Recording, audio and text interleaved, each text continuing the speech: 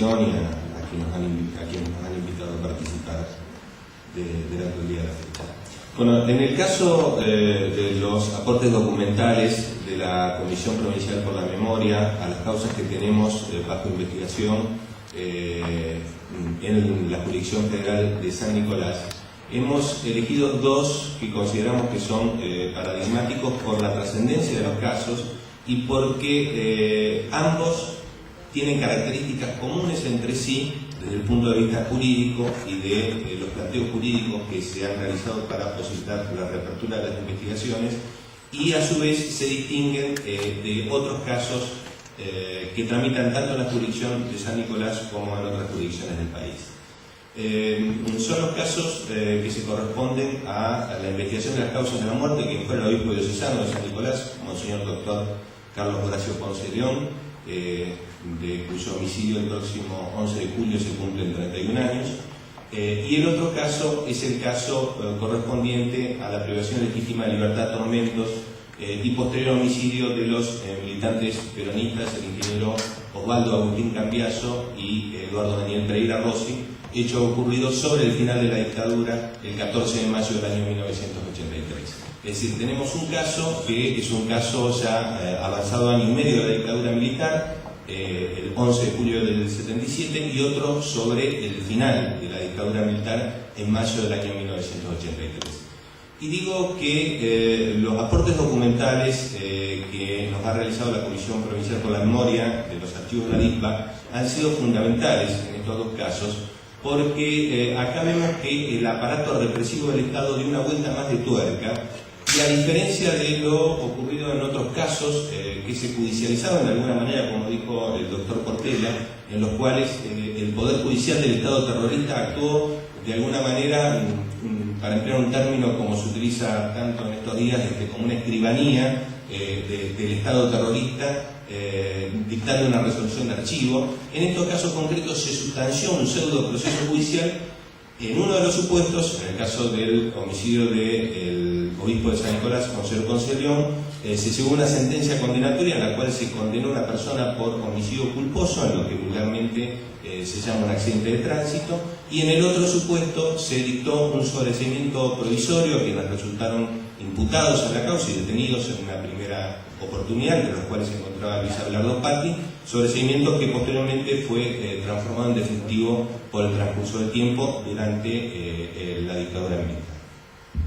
Decía que los aportes documentales fueron muy importantes justamente por estas situaciones, porque hay una situación jurídica en la cual, bajo una aparente autoridad de cosa juzgada, se pretendía y se pretende tender un manto de impunidad sobre estos hechos e imposibilitar al Estado democrático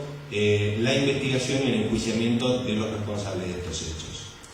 En el caso de Monseñor Ponce León, cuando nosotros requerimos la reapertura de la investigación, solamente contábamos con el expediente judicial que había tramitado ante la Justicia Ordinaria de San Nicolás en el año 1977, que era un expediente que en toda la tramitación entre la primera y segunda instancia, incluso el fallo de segunda instancia, constaba con solamente 132 hojas,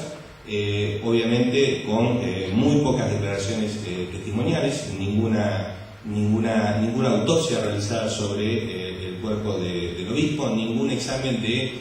un médico que hubiera hecho un examen exterior del cadáver y hubiera dicho que no era necesaria la autopsia, y con muy pocos elementos la declaración de la persona que conducía la camioneta que se le transpone en la marcha sobre la vieja ruta nacional número 9 a la altura de Ramallo, y la persona que acompañaba supuestamente a quien conducía esta camioneta. Se produce la sentencia que condena a una persona como autor del homicidio culposo del obispo. A partir de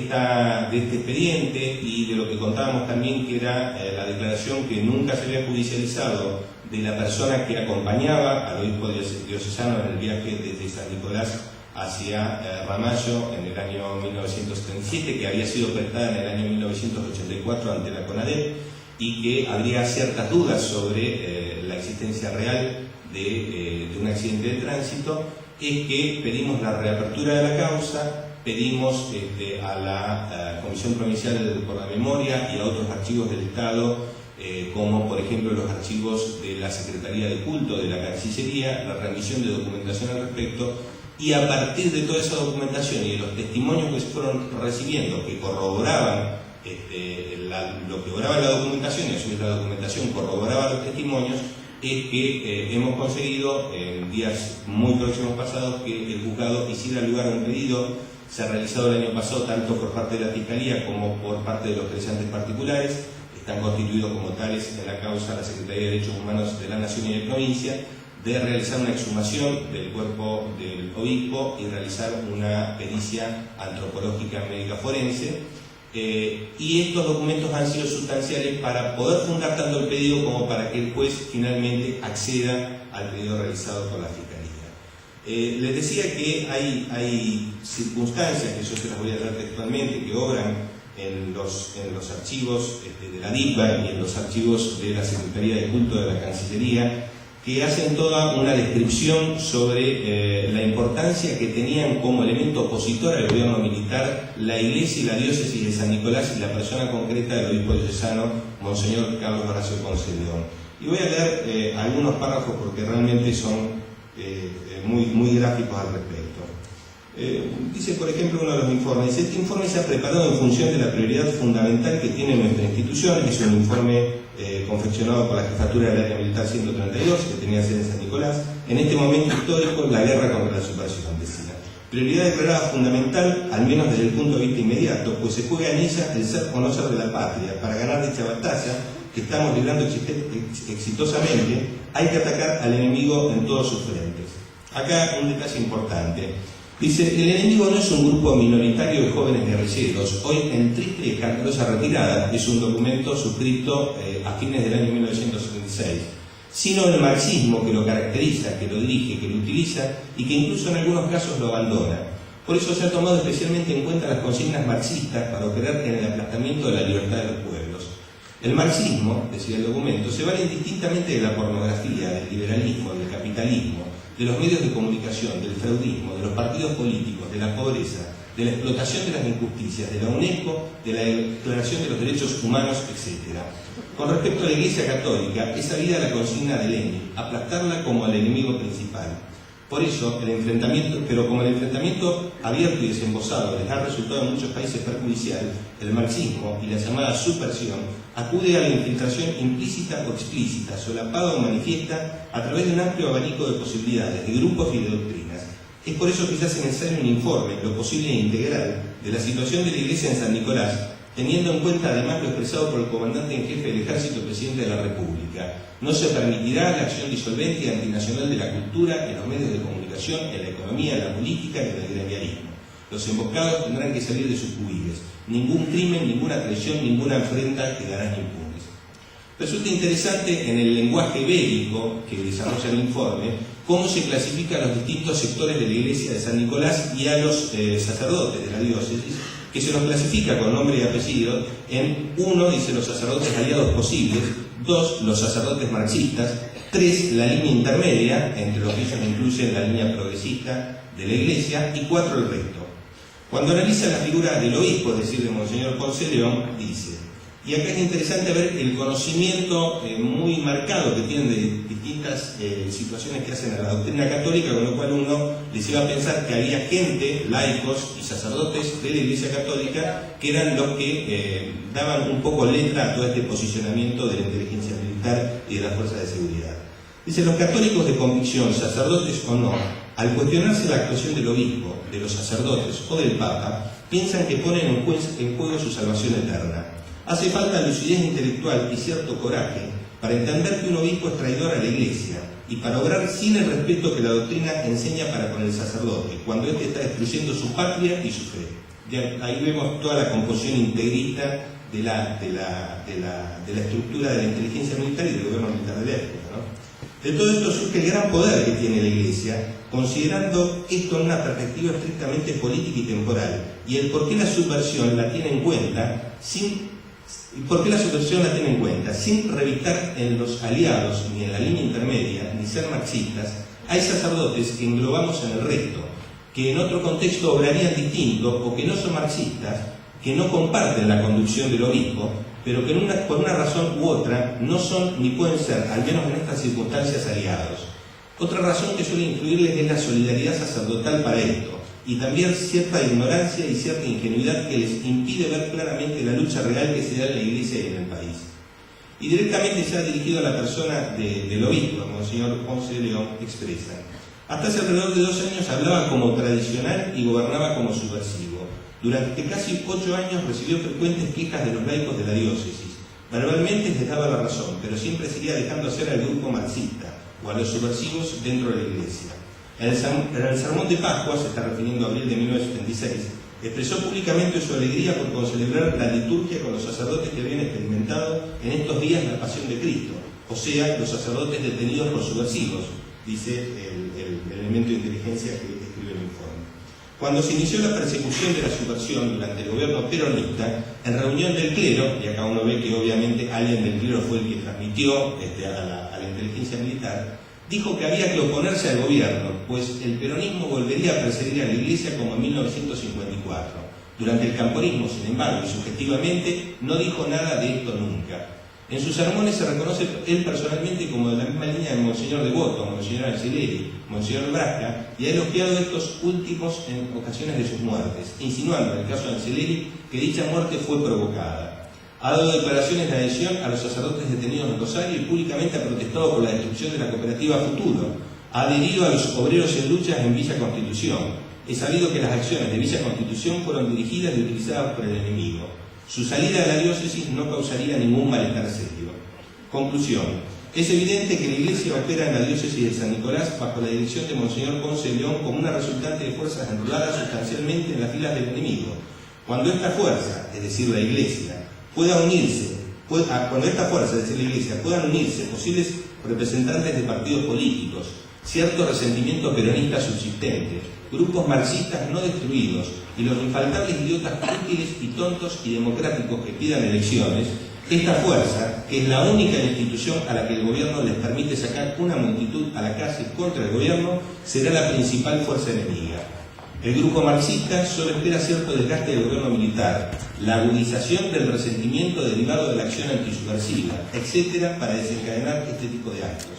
En cuanto encuentren eco estas observaciones, en nombre de los derechos humanos y de la justicia se lanzarán contra el ejército triunfante contra las armas subversivas guerrilleras, pero no suficientemente avisado de lo que es la subversión de valores operadas en la iglesia de San Nicolás. En síntesis, la situación expresada favorecerá a la subversión. La lucha no se concretará en éxito si no se erradican los males expresados, finaliza el informe. A partir de toda esta caracterización es que se empieza a desencadenar, si bien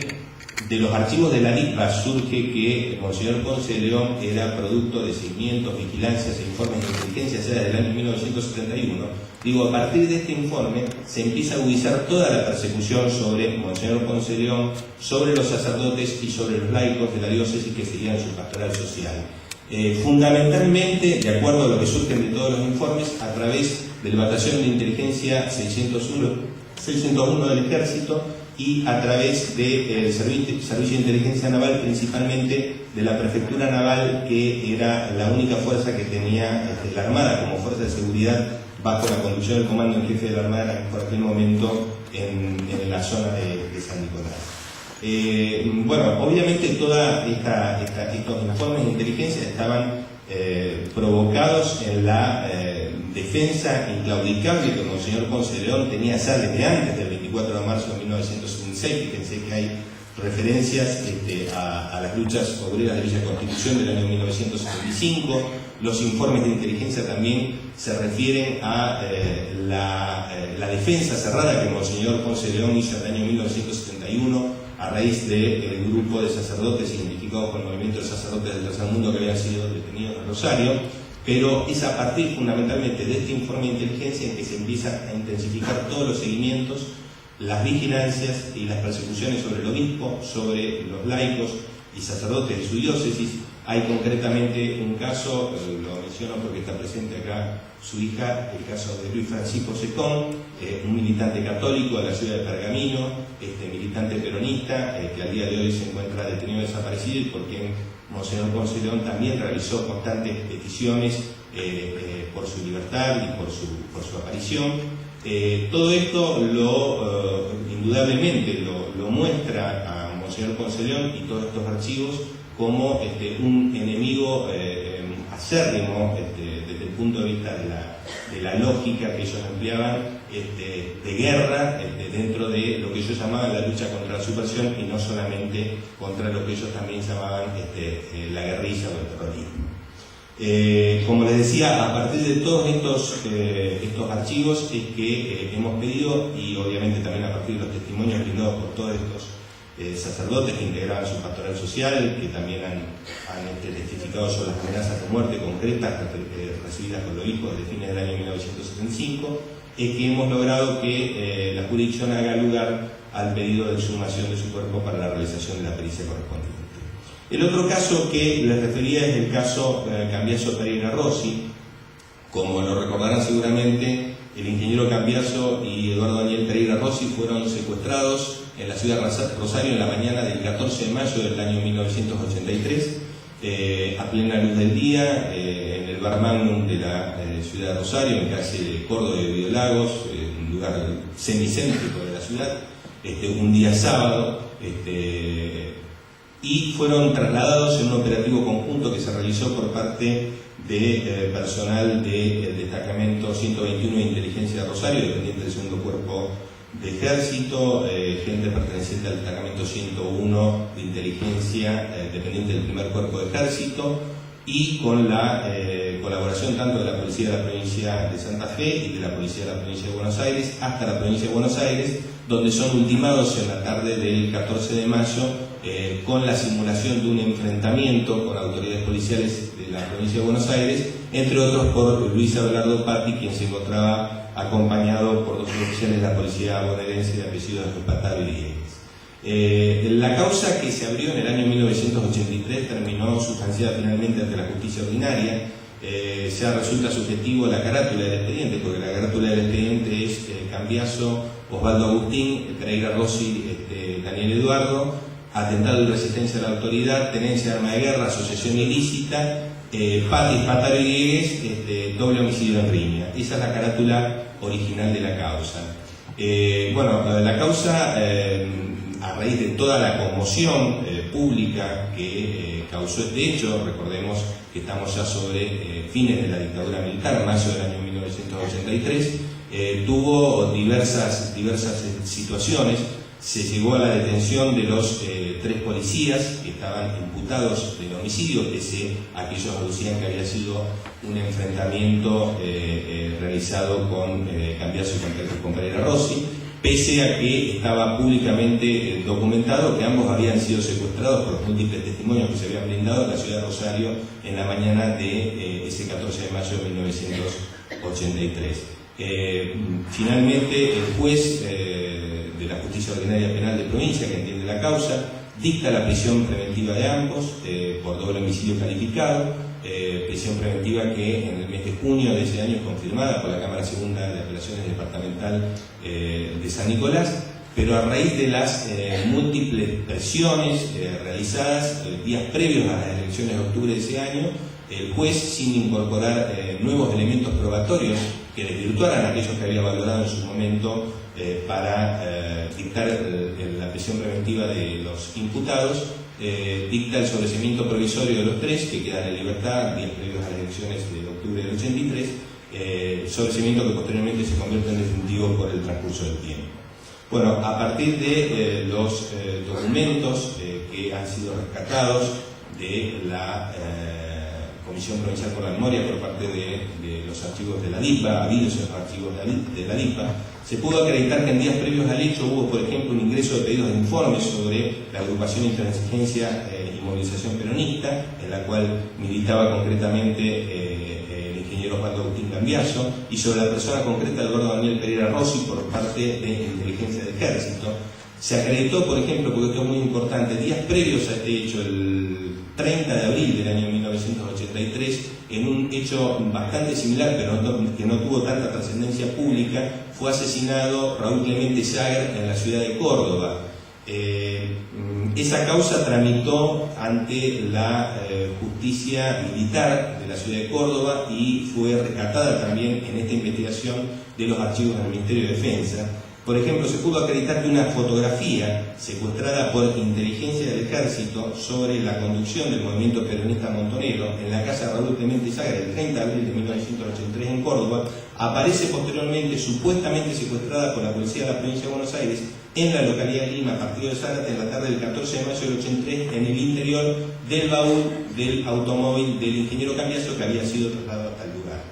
Se acreditó también la importancia que para la comunidad de inteligencia tuvo todo el trámite de la causa judicial desarrollado entre mayo y octubre del año 1983 hasta el sobreseimiento de los imputados Patti, Pastor y Ligue, con un seguimiento constante de todas las alternativas procesales de la causa y la repercusión que en la prensa tenía la misma.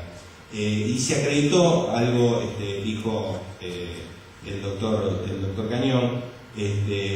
la presión que se ejerció sobre las autoridades judiciales que estaban investigando el caso, al punto tal de llegarse a seguimiento con tomas fotográficas de los funcionarios judiciales, de los representantes de los particulares damnificados y la sustanciación de informes reservados de las actividades de estos. Estoy hablando del juez, secretario de la causa, relaciones familiares y sociales, relaciones con profesionales del foro nicoleño y prácticamente una radiografía de toda la composición del personal del juzgado que estaba instruyendo el expediente.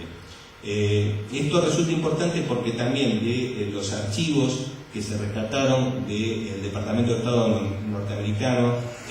respecto del proyecto Argentina Project, se detallan las presiones en ese documento que se estaba ejerciendo por parte del Ministerio de Justicia y del Ministerio del Interior de la Nación sobre las autoridades judiciales que estaban investigando el caso, ya sea para conseguir el sobreseimiento de los imputados o, si no se podía, el traspaso de la causa a la justicia militar y el foro militar.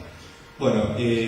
toda esta documentación ha sido muy importante, insisto, para pedir la reapertura de estas investigaciones.